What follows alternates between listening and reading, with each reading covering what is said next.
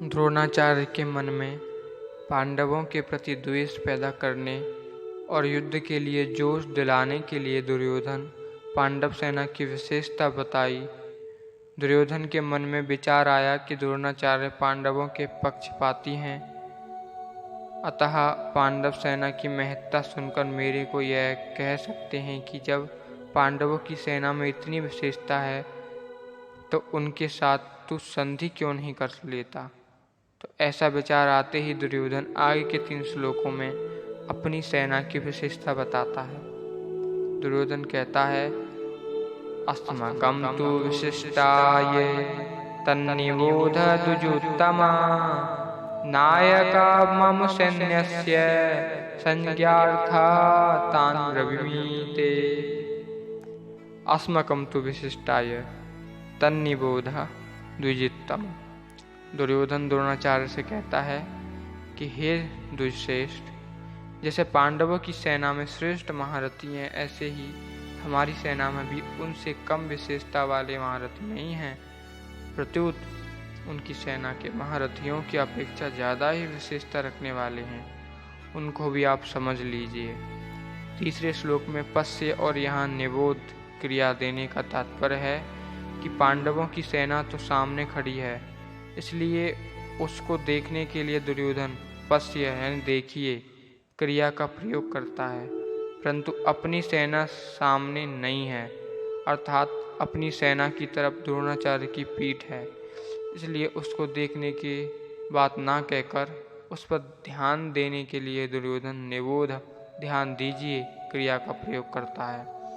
नायका मम सैन्यस्य संज्ञार्थ तन् ब्रवीमि ते। मेरी सेना में भी जो विशिष्ट सेनापति हैं, सेना नायक हैं, महारथी हैं, मैं उनके नाम केवल आपको याद दिलाने के लिए, आपकी दृष्टि उधर खींचने के लिए ही कह रहा हूँ। संज्ञार्थम पद का तात्पर्य है कि हमारे बहुत से सेना नायक हैं, उनके नाम मैं कहाँ तक कहूँ, इसलिए मैं उनका केवल संकेत मात्र करता हूँ, क्योंकि आप तो सबको जानते ही हैं। इस श्लोक में दुर्योधन का ऐसा भाव प्रतीत होता है कि हमारा पक्ष किसी भी तरह कमज़ोर नहीं है, परंतु राजनीति के अनुसार शत्रु पक्ष चाहे कितना ही कमज़ोर हो और अपना पक्ष चाहे कितना ही सबल हो, ऐसी अवस्था में भी शत्रु पक्ष को कमज़ोर नहीं समझना चाहिए और अपने में उपेक्षा, उदासीनता आदि को भावना किंचित मात्र भी नहीं आने देनी चाहिए। इसलिए सावधानी के लिए मैंने उनकी सेना की बात कही और अब अपनी सेना की बात कहता हूँ। दूसरा भाव यह है कि पांडवों की सेना को देखकर दुर्योधन पर बड़ा प्रभाव पड़ा और उसके मन में कुछ भय भी हुआ, कारण कि संख्या में कम होते हुए भी पांडव सेना के पक्ष में बहुत से धर्मात्मा पुरुष थे और स्वयं भगवान थे। जिस पक्ष में धर्म और भगवान रहते हैं उसका सब पर बड़ा प्रभाव पड़ता है। पापी से पापी, दुष्ट से दुष्ट व्यक्ति पर भी उसका प्रभाव पड़ता है।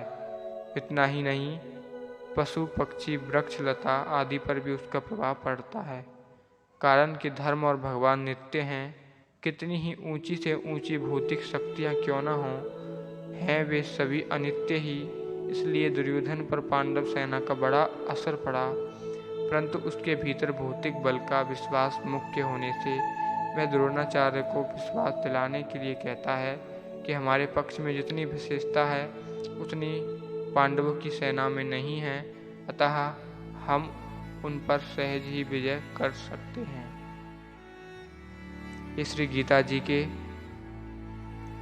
प्रथम अध्याय का